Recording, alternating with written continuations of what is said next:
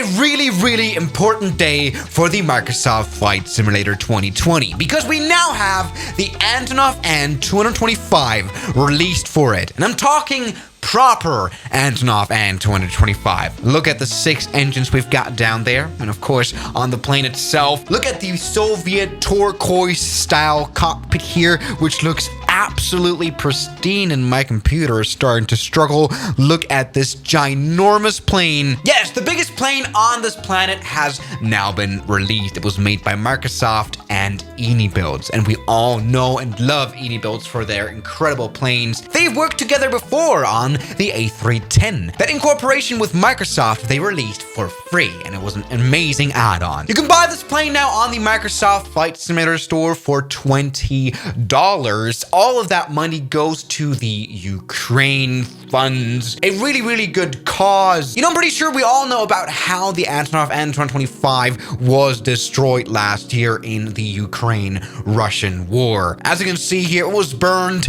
by the Russians. The only AN225, that is to say. And so it is so important that it can at least live on in the Microsoft Flight Simulator before Ukraine maybe builds a new one in the future. Now, this one has incredibly good rating because it is probably an amazing aircraft. In today's video, we have to take a look at it. You know, personally, for me, this is such an incredible release for the Flight Simulator. The thing about the Antonov AN225 is that we have never, ever seen before a proper model for the Flight Simulator. No, never before it was displayed like this, and look at all those switch working. I mean, okay, it's not that perfect. Look at that. Yes, we can already point out some flaws, which kind of ruins this melancholy. But you know, this is such a big W for Microsoft. I think the biggest reason why the Antonov AN225, it's crazy to say that name, never came out for any flight simulator is because it's so complex to develop. Such a big plane, really not easy to do, and it will for sure cost a lot of money to develop such a ginormous and complex plane, which is a big risk to take for developers. I mean, not many people would probably buy this plane. The $20 it does cost can kind of be seen as a very big bargain because if Builds didn't have that Microsoft money, probably the plane would cost like $100. And so definitely this is a really big W. I was so excited to see this come out, everybody, and we've already spawned onto the runway. So how about we take this big boy off right now? 6 engines are running. Yes, come on. Hear this beautiful sounds here. Come on, take off. Now, this plane was made with help of Antonov themselves. They posted it on their Instagram account. I mean, for sure, this add-on really serves as an important memory item for the Antonov. Like, this is really important. So let's take off here. I don't know how many knots this plane needs. We're very slow. This needs a bit of a longer runway than I expected. So everybody, a few minutes and I've already crashed the Antonov AN225. Thank you very much. No, how about we start from the basics? Let's spawn onto Antonov Airfield here, onto the ramp. Let's check this beautiful thing out. By the way, my computer is really lacking with this. Yes, this is a giant plane. Sorry. Anyway, welcome aboard the very 1980s cockpit. Now let's take a bit of a look at the very Builds iPad here that was added in. And here we can do things like loading this plane. Let's open the main door. Let's open the cabin door, all the doors here. And we can, you know, put a truck into our thing, or a fire truck, or a train, helicopter, boiler. Here you go. Maybe, come on, let's put a train in that one. But before that, we have to wait for the nose to come up here. My God, look what it says here. Be brave like Ukraine. Yes, you know, when the Antonov AN225 was destroyed, it was a palpable symbol for the attack on Ukraine. I mean, after all, the name Miria of the Antonov stands for dream, and that dream was destroyed. But it's at least back in the flight simulator. That's kind of cool. Come on. I mean, look at that dual nose landing gear. Check out this engineering panel. My God, it's like literally the performance is disgusting. Great, thank you very much. Here we go. We can check out the cabin a little bit more. We've got a pretty ugly chair, and here we go. This is how you get out of the plane. Check that out. Exit door. There's some more things here. Probably lavatory, luxurious Reiner cabin, bit of a kitchen here as well, and whatever is behind this curtain. Great. The animations are crazy. Come on now. Let's start loading the cargo. Cargo loaded. Oh, that went fast. Oh, but something interesting is that we can see into the damn plane, and there's a damn train in it. So there's no truck coming to impregnate this plane with a train, which is something that Builds had before in their Beluga plane. Now you guys remember that probably. But still, this is amazing. $20! All of which, of course, doesn't go to Bill Gates' pocket, but to the Ukraine. So let's close that door once again, and maybe also start up this plane, which is maybe not that easy to do. I mean, we are looking at a 1980s Soviet plane, and I've always struggled with those, so... oh, it's actually in Cyrillic as well, which you can apparently change here according to the iPad here. You can change it to English, which is really nice, but doesn't do anything with the engineering panel, so this just makes me struggle. Thank you very much. Probably have to restart the plane or something. All right, come on. I'm trying to find the battery here. I mean, I could have looked at a tutorial before doing this video, you know, to start this plane up, but I didn't. That's really great. Here we go. That's looking already quite nice. The APU panel is right here. APU left start guard, APU 1 starter, and APU 2 starter. Yes, we've got 2 APUs on this stupid plane. And the left APU is firing right up. The right one is doing it as well. I really have no idea what I'm doing, but it's kind of working. Okay, we can already get the air bleed switches on. Okay, looking great. And you know what? I think all the pumps are already ready to go. We might be able to start those engines up. For that, we have to lift this cover here. Engine start cover. Check this out. Here are the starters of all the 6 engines.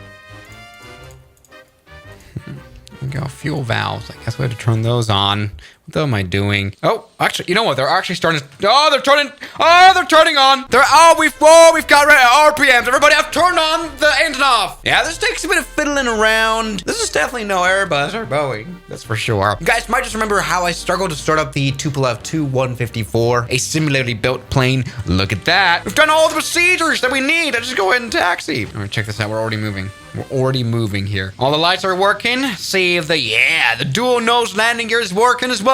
The big boy, how much do we weigh right now? Yes, we are the heaviest aircraft ever. 1,100,000 pounds. That's something in kilos. This might just be time to take off. Look how ridiculously small this runway looks now. Here at Antonov Airport, I'm hoping this will work. All right, here we go. Go flaps 50%. We are actually taking off at 225. Come on now. Yes, check this out. 150 knots. That's the rotation that this plane kind of needs here. Check this out. We have reached airborneness, and now it's time for the landing gear test.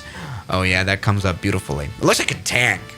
It's ridiculous. Great. Look at the 2 APU holes. They're still on, but who cares? Yes, very procedure, very nice. So everybody, it is time to continue the Swiss Air 1 procedure now. Welcome to Key West Airport. Yes, it is time for a bit of a runway test, and I know for how this will not work. We're at a 5,000 foot long runway that can be used by 737s, but I'm gonna use this displaced threshold, okay? Let's go full power, do like a static takeoff kind of thing that we've got going on. Yes, full power. Okay, there we go. We're going toga, as it says down here. I'm pretty sure no Ukrainian pilot would say that. But come on, let's go raise the brakes here and see how far we can get. 100 knots. Okay, let's go back to the cockpit here. Here we can find the airspeed indicator. What is that? Velocity and... I really can't tell. It's a weird scale. Yeah, great. Welcome back to Instruments 001. Might be now time to take off. And that's been absolutely weird. Like, I've never used this long of a runway on a regularly loaded plane before. This is not even maximum load. And I think this is quite funny. Without even having to do some proper testing, we've already found the shortest runway that this thing can take off at. Like, that only really barely worked. Everybody, so Key West is Antonov certified. Barely. So maybe time now to genuinely try to land this big boy. How long I've been waiting to do that? Come on now. Let's land. All right, here we go. The autopilot is also here. Yeah, back to the add-on itself. As you could see earlier on, it's not that crazy realistic. Not every switch works. It is not like perfect simulation. It's probably not the best Eni builds plane ever, but that's something they maybe could add in a few more updates. Like, on the other hand, I think none of us would want to wait 10 years for a perfect thing to come out. No, this absolutely does the job of being the most realistic 225. But come on now, try to come in for a landing. Oh, please shut up, ATC. Really, honestly now. Alpha, November. Because I do want to hear the GPWS callouts. 124. Shut up! The comms are up here. I can probably... Yeah, there you go. Yeah, there's something like that. I hope that will do the job. Hear that? Alright, that was not a butter landing, but now the mission is to stop. Everybody, look at that reverse thrust. All right, now here outside view, all of those 6 engines are working hard to stop, and it is working. But the stopping performance isn't half bad. That's been all right. Yeah, honestly, that was really good. I'm not disappointed at all. All right, now looking good. Now we're at the south of France. Everybody at Le Mans Airport, because you know that Key West stop worked pristinely. Check this. Check out these beautiful reflections. This is beautiful. The outside model is like there's not too much to complain. All right, nice touchdown zone.